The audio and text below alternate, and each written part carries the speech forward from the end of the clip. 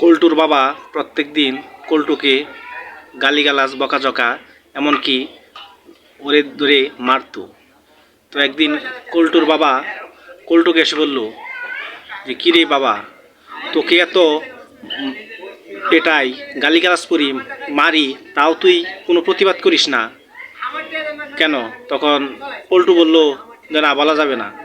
তখন কল্টুর বাবা বলল চল এখন আমরা বন্ধু, তো বন্ধু হয়ে তোর কাছে জিজ্ঞেস করছি, তুই বল কেন তুই প্রতিবাদ করিস না। তখন কল্টু বলল বাবা, তুমি যখন আমাকে মারো তখন তো আমি তোমাকে কিছু বলতে পারি না, তাই আমি ওয়াশরুমে চলে যাই, টয়লেটে চলে যাই। তখন কল্টুর বাবা বলল হ্যাঁ হ্যাঁ, ও তোকে ওই দিন পেটানোর পর দেখছি তুই টয়লেটে গেছিলি, তো তুই টয়লেটে যাই কী করিস? তখন কল্টু বলল আমি ব্রাশ করি।